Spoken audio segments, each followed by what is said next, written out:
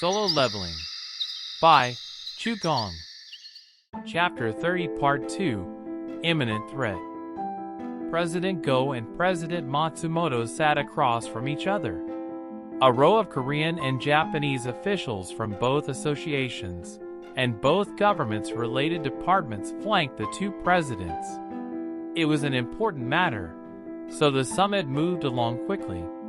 What about a combined strike squad with the highest hunters from both Japan and Korea? Officials on the Korean side looked surprised by President Matsumoto's unconventional proposal. They'd assumed this meeting would be about compensating Japan for damages. Instead, Japan wanted to help solve Korea's problem? How fortunate. Once they got over the surprise, all the Korean participants looked delighted, except one. President Go's gaze was shrewd as he asked President Matsumoto, "Are you suggesting we form an alliance to deal with the ants?" "That is correct. We know that Japan's best hunters are formidable, but it's too dangerous to attack Jeju Island directly." President Go explained that the ants had multiplied by hundreds since Korea's last failed attempt to subjugate them 2 years ago. President Matsumoto had a sly smile on his face. "Of course, it's always dangerous to invade hostile territory without a plan." One of the Korean politicians who'd been happily surprised by the proposal asked, "Do you have any good ideas?"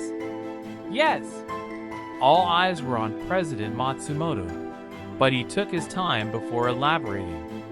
"Of course." He gave an order, and the files he had prepared, with all the numbers having already been crunched, were placed in front of each of the Korean participants. "This contains all our observations on these ants."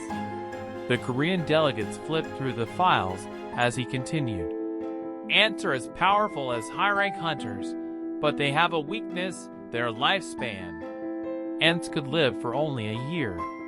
In other words, once we eliminate the queen ant, all the other ants on Jeju Island will naturally die off within a year." That was true. The Koreans nodded as they looked over the well-researched files. Killing the queen ant sounded like a more realistic goal than trying to get rid of several thousand magic beasts originating from an S-rank gate. Yet President Go's eyes were cold. What nonsense! He knew the truth. Getting rid of the queen ant wouldn't be any easier than trying to kill all the workers. "Do you realize that the ants will sacrifice their own lives for their queen?" President Matsumoto laughed and waved off President Go's concern. "Yes, you have to move past their defenses in order to get to the queen ant." President Go was bewildered by President Matsumoto's casual attitude. What is he up to? President Matsumoto pursed his lips. "But what if all the ants left the hive for a time?" The queen ant lived in the deepest part of the cave. Had there ever been an occasion when every single worker ant had left the queen and her eggs unprotected? President Go and the other Koreans looked doubtful until President Matsumoto spoke again. "They have. Exactly 3 times. 3 times? It had happened 3 times? But how did Japan know this?" The answer hit like a bolt out of the blue. "Each time Korean hunters arrived on Jeju Island, the ants emptied the caves to face them. All 3 times. Ugh. President Go's hands clenched into fists on top of his knees. Japan had secretly observed the Korean hunters risking their lives and fighting magic beasts. No one blamed Japan for not helping. But did they have to use Korea's tragedy as a subject for study and then proudly present the facts to the victim? An S-rank hunter had lost his life during the 3rd attack, and countless others had as well. President Go himself had seen their deaths with his own eyes. His fists were trembling with anger. Ruji, Japan's mightiest hunter, released some of his magic energy as a response to President Go's shift in attitude. It was a warning: make one wrong move, and he'd retaliate. Jinchul, who was at the meeting as President Go's bodyguard, rushed to his side. "Mr. President, I'm fine now." President Go reassured Jinchul, and the other man silently stepped back. Regardless of Japan's attitude, if their research was accurate, then this was an opportunity to kill the magic beasts. "I can't let my personal feelings get in the way." President Go kept his anger to himself. With the tension subsided, President Matsumoto finally got to his main point. "Our Japanese hunters will take on that role." They'd divide the Japanese S-rank hunters into groups and invade Jeju Island from different directions. All the ants would confront the invaders, leaving the hive empty except for the queen. Korea's best hunters can then take care of the queen. Korean S-rank hunters would sneak in via helicopter and get out the same way once they'd eliminated the target. The room erupted into discussion. Japan's highly detailed and seemingly plausible plan excited all the Korean participants. "If we do as they say, isn't there a high chance we'll be able to take back Jeju? I see Japan's finally making their move now that they're in danger too. This is our chance. Let's use the Japanese hunters to restore control over Jeju Island." President Go didn't participate in the conversations, but instead quietly evaluated President Matsumoto's proposed plan in his mind. It might just work. There were 21 Japanese S ranks, while Korea had only 8. Only 6 could actually participate because President Go had mobility issues and another had retired. 6 alone can't distract several thousand ants. They'd need the Japanese hunters for that. They could split up into 4 strike squads of 5 or so hunters and buy enough time for the Korean hunters.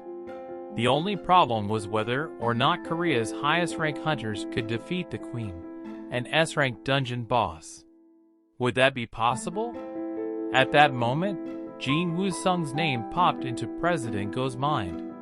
What if Jin Woo, who had killed an A-rank dungeon boss all on his own, worked alongside other S-rank hunters? Ba-dump, be-dump? President Go's heart was racing. We can't delay this any longer. The magic beast ants were evolving rapidly. No one knew how long it'd be before the entire army would gain the power of flight. It could be a decade from now, 5 years from now, or, heaven forbid, next year. They had to exterminate those damn ants before that happened, even if it meant accepting assistance from another country. But first things first. What does Japan want in return? President Go didn't miss a beat. President Matsumoto flashed his most benevolent smile. We would like half of the essence stones once all the ants are dead in a year. That was all? President Go cocked his head. Is that all you want?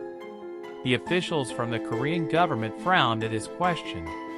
If that's all they're asking, just agree gracefully. Why make a fuss about it? What is he going to do if they change their mind? His experience in the private sector has made him too suspicious. They glared at President Go with accusatory looks, so he had no choice but to back down.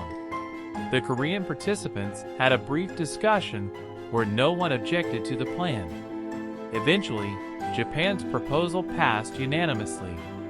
When the summit was over, a smiling President Matsumoto extended his hand to President Go.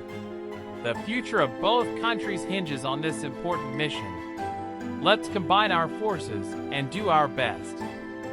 Back in his hotel room, President Matsumoto stuck a cigarette in his mouth. Ruji lit it for him. Great job today, sir. You did all the work, Go-to. Please don't mention it. No need to be humble. Did you see the expression on Go's face? President Matsumoto smirked. It had been for only a brief moment, but President Go had been furious. President Matsumoto had been able to remain smiling when faced with the fury of the most powerful S-rank hunter in South Korea only because Ruji Go-to, the best brawler in Japan and his reliable right-hand man, had been there as well. President Matsumoto scoffed as he recalled President Go's expression. "It must be hard being the underdog and needing a hand from someone you want nothing to do with," Ryuji snorted. As President Matsumoto had predicted, Korea had taken the hand Japan had extended. Everything was going smoothly. "Korea is only the beginning," President Matsumoto continued. "Hunters are the new superpower and the new authority. I'm going to establish a new empire with the power that has been bestowed upon Japan." His gaze landed on Ryuji. "And I suppose you will be the next emperor." As President Matsumoto's second-in-command, Ryuji would later inherit the empire from the emperor. This was why Ryuji put his boss on a pedestal. President Matsumoto then remembered something. "Oh, right." He put out the cigarette. "Any information on Korea's new S rank yet? It looks like no one here knows much about that man either." "I see." They knew all of Korea's greatest hunters, like the backs of their own hands, with one exception. They had absolutely no information about the newly registered S-rank hunter. This unknown variable could be an issue. With his goal revealed and his plan underway, Matsumoto did not appreciate wild cards. One person shouldn't be a concern, but there were 5 hunters in the entire world who were so powerful, even S ranks were no match for them. They'd been dubbed as national rank hunters because each had the might of an entire country's military force. Another thing they all had in common was that they cleared an S-rank dungeon at least once. A hunter wielding that kind of power could certainly be a thorn in their side, but the likelihood of that is very low. Considering how the estimated population of the world was 7 billion people, the odds of this new hunter being a national rank hunter was less than 1 billion to 1. Besides, if Korea had a hunter with that kind of power, they wouldn't keep them under wraps. It didn't look like President Matsumoto had anything to worry about. Being too cautious will also ruin my plans. President Matsumoto picked up his phone. The Japanese Association had been on standby, awaiting his orders. "Korea is all in. Summon the S ranks as discussed." President Go contacted the Korean hunters as well. The first order of business was to explain the gravity of the situation to them. That was why he was trying to schedule a meeting with them when... What? The news was an unexpected blow. "You can't reach Hunter Sung?" Jin Woo was the only one they couldn't contact. "We couldn't even locate him because his phone's been off for a few days now." President Go was silent for a moment, then reluctantly gave the order. "Gather all the hunters, even if he's not there, as soon as possible." "Yes, sir." The employee bowed before rushing off. President Go was stunned, lost in thought. Where could he be? President Go had a bad feeling about this. As Essel had alluded to earlier, the difficulty level of the raid had gone up drastically. The number of monsters protecting each floor's castle, and their levels were incomparably higher than those on the lower floors. Jin Woo couldn't even put his increasing intelligence stat to good use because his mana was being depleted so quickly. His MP now fluctuated in big gaps every time there was a battle. That meant countless Shadow soldiers were dying, regenerating, and repeating the cycle over and over again. However, Jin Woo hadn't reached the 90th floor through sheer luck. He'd spent every single floor up until the 90th honing his skills, forging himself into shape with a proverbial hammer, until he finally reached floor 90. Even as the clans of archnoble demons pushed back, Jin Woo and his shadow soldiers pushed back harder. "You have leveled up." Jin Woo had secured an entry permit for the 97th floor when he noticed some kind of steam rising from his body. It was his sweat evaporating due to the heat generated by his overpowered moves, a clear indication of how fierce the battle had been. Jin Woo was pleased with the sweet taste of victory. As soon as she spotted him, Essel came out of hiding and ran toward Jin Woo. The permit was clutched in his hand, and the castle behind him was on fire. First the 5th-ranked Ricardo clan, and now the 4th-ranked Pathos clan. Essel didn't have the energy to be shocked anymore. If every intruder were like him, forget protecting their territory. Escaping and surviving the intruders' attacks would be impossible. Are other humans as powerful as you? Essel asked anxiously. Jin Woo thought about it before casually responding. Maybe 2 of them? Gun He-go and Hain Cha. Jin Woo could tell those 2 were definitely stronger than most S ranks. He didn't think other S ranks, like Yunho Baek, Jongin Choi, or Taijia Lim, were quite as powerful. Jongin, who was often called the ultimate hunter, was mistaken to be stronger than he actually was because he owned the Hunters Guild, the top guild in Korea. When comparing their energies, I'd put Hain a few levels higher than Jongin. There were different levels of strength even among S ranks. The wide differences in power level among S-rank hunters were probably due to the difficulty of getting a precise reading once a hunter's strength surpassed a certain point. Jin Woo smiled in spite of himself. How will I feel about them once I get out of here? Would Jin Woo feel differently about President Go's power the way he changed his mind about President Baek's strength between their first and second meeting?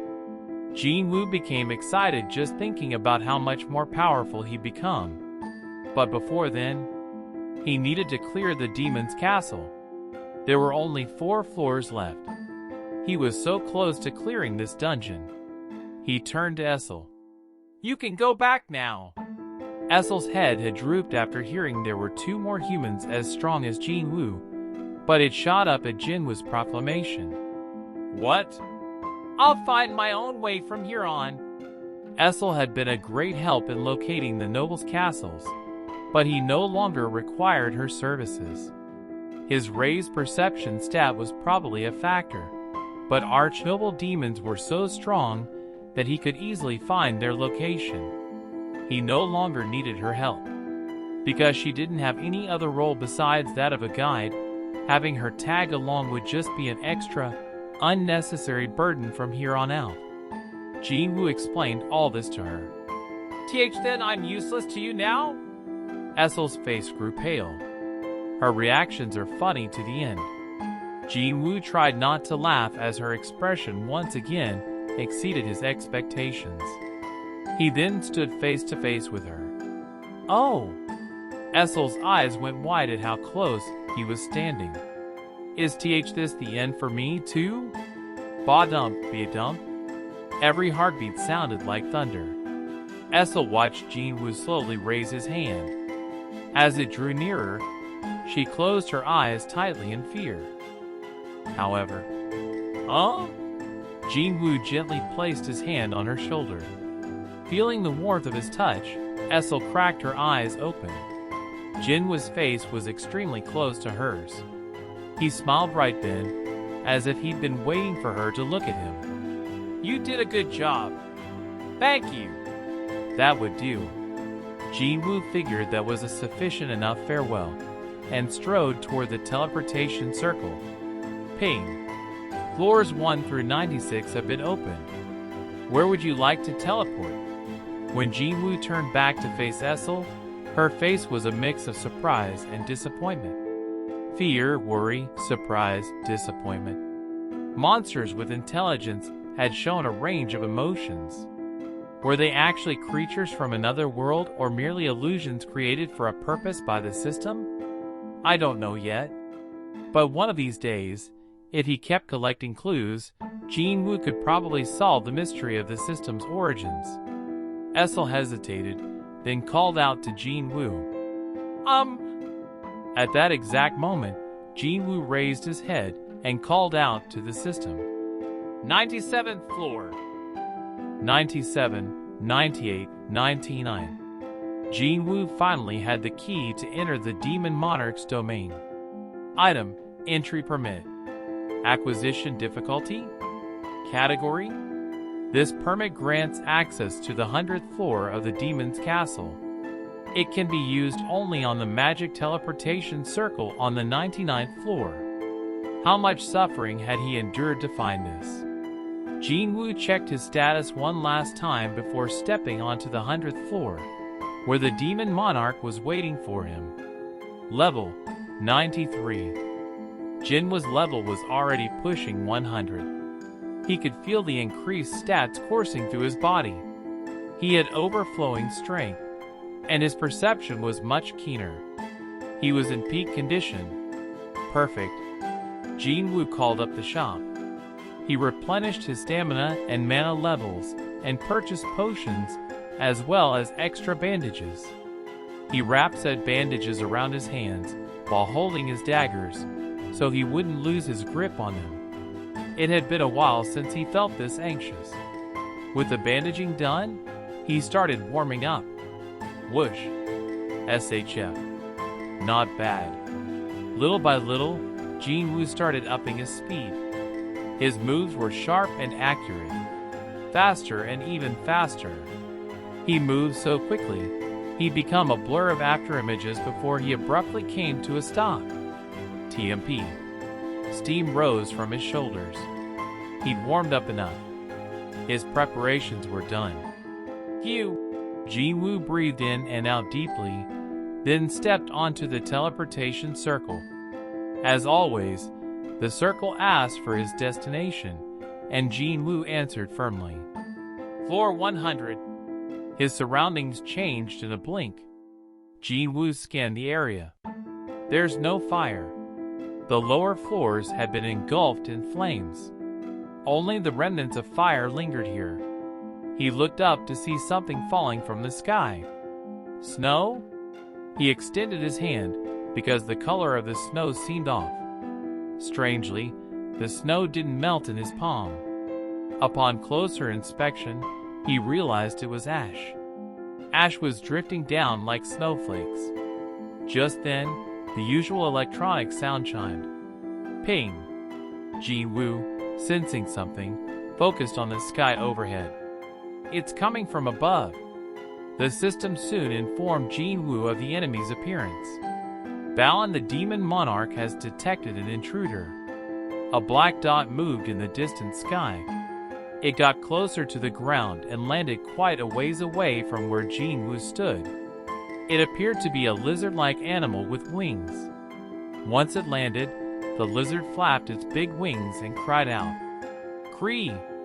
Jinwoo then spotted a blue demon's face behind the lizard's head. A male creature sporting regal armor was riding atop the dragon. For words could be clearly seen above the rider's head. Balin the Demon Monarch. A remarkable amount of energy radiated from him. Cold sweat ran down Jinwoo's forehead. Balin was truly a boss fit for a final dungeon this grand.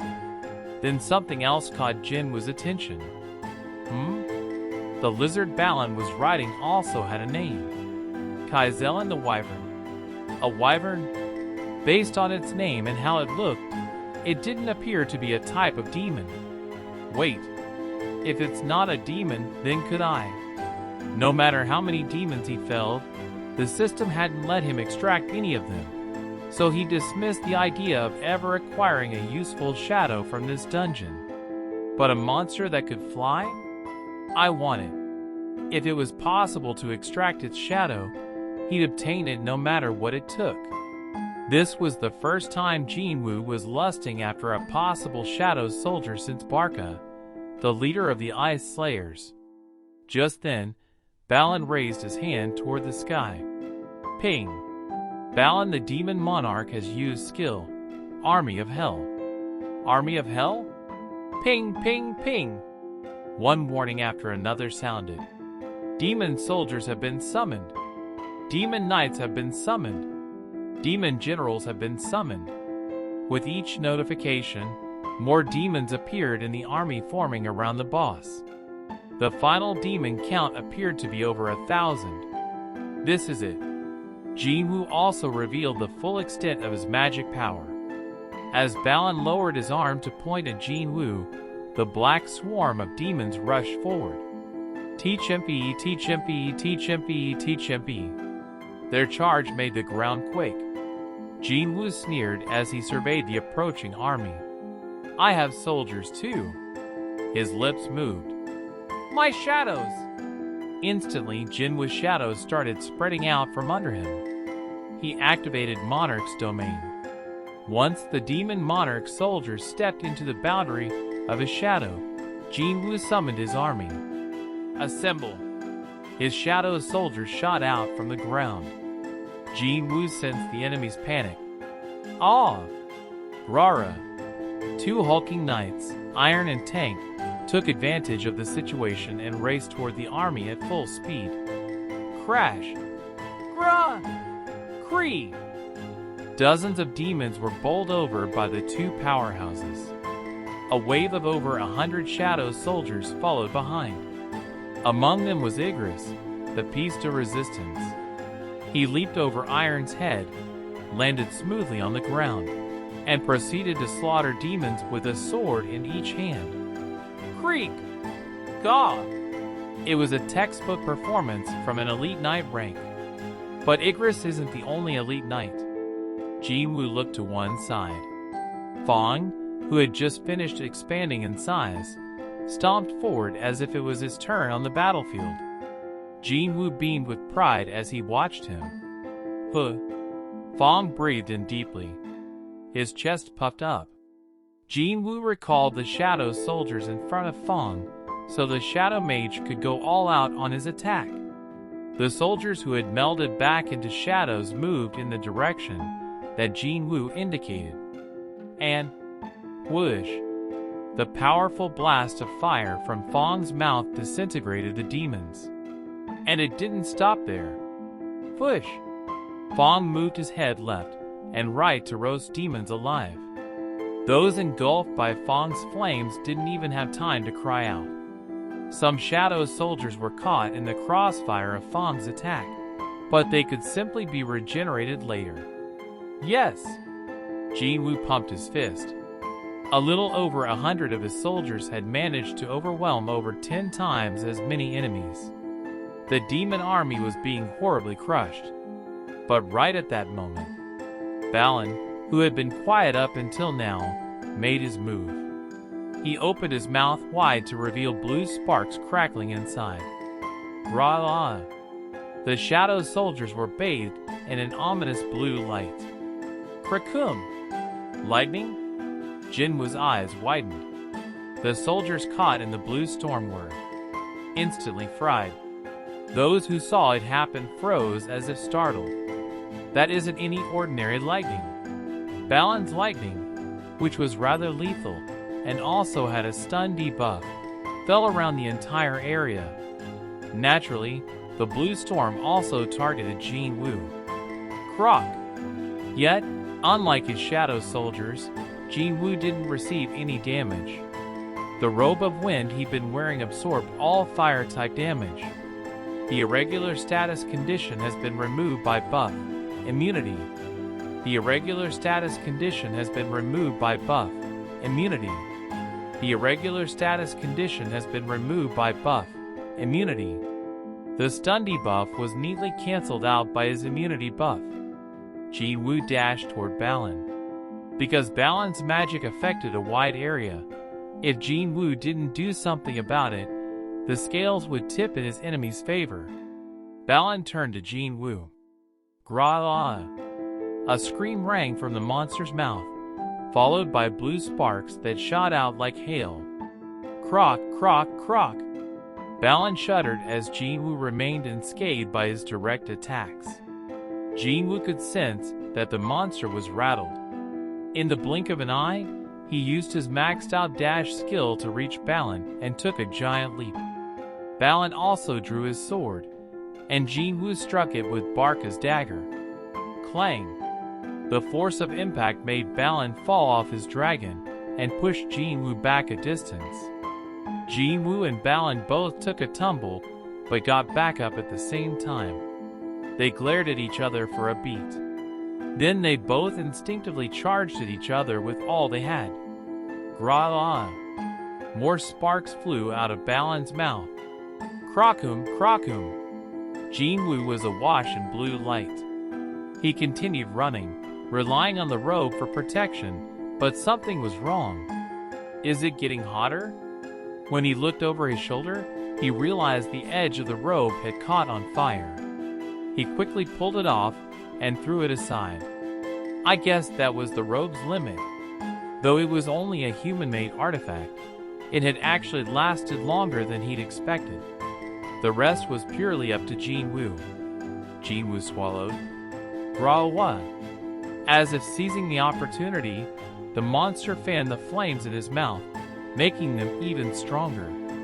Jin Woo heightened his senses as much as he could. I can do this. No, he had to do this. Time slowed down for Jin Woo, and he was able to evade the streaks of blue directed at him. He wondered why. Croc. Memories of his time in the demon's castle flashed before his eyes as Balin got closer. As they did, he continued dodging the lightning. Croc. His heart beat quietly. Ba-dump, be-a-dump, be-a-dump. Jin Woo avoided all Balin's attacks by a hairbreadth and stood before him. Oh! Jin Woo finally realized why all those demon's castle memories had played in his mind. It was out of gratitude. Thank you. He was thankful for having been given the strength to fight such an incredible monster.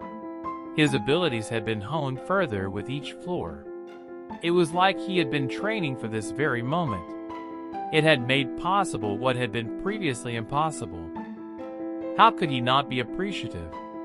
SHHHK. Balin swung his sword down, but Jin Woo blocked it with Barca's dagger in his right hand and stabbed him in the shoulder with Night Killer in his left. Croc. The dagger had been made especially for penetrating armor, so it dug deep into Balin's shoulder. Though Balin didn't let out a peep, Jin Woo sensed he was screaming in pain. Jin Woo pulled out Night Killer. Sparks seemed to fly out from Balin's eyes as he leveled a vicious glare at Jin Woo. The monster's breathing was labored. He lunged at Jin Woo. Jin Woo's daggers and Balin's sword struck each other countless times, leaving innumerable wounds on both of them. Clang, clang, clang, caw-clang, clang. Every time they clashed, the collision of their magic power left holes in the ground where they stood. Jin Woo frowned. His shoulder is severely wounded, but the demon monarch lived up to his name. Jin Woo was beginning to feel pain in his wrists.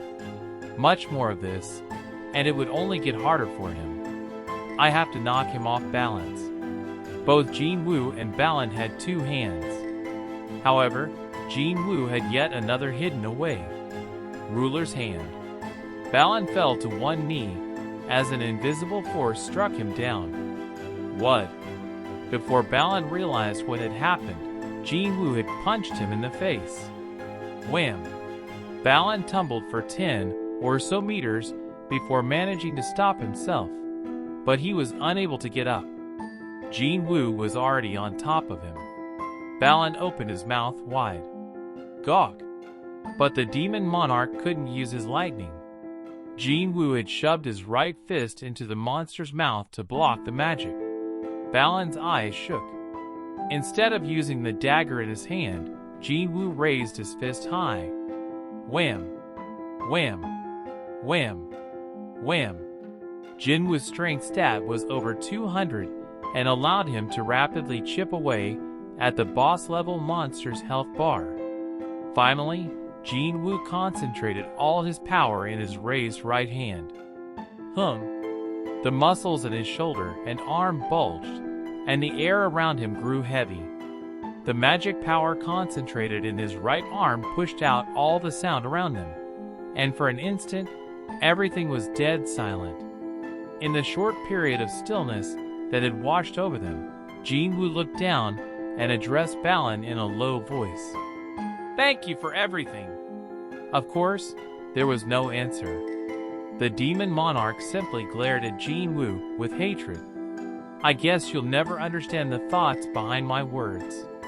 Regardless, Jin Woo genuinely wanted to express the emotion overflowing within him. He'd said his piece. With that, he delivered the final fatal blow to the master of the demon's castle. What? As he did, some very welcome messages popped up with a familiar electronic chime. Ping. You have defeated Balan the demon monarch. You have acquired Balan's soul. You have completed quest. Collect demon souls 2. You have leveled up. You have leveled up. You have leveled up. You have leveled up.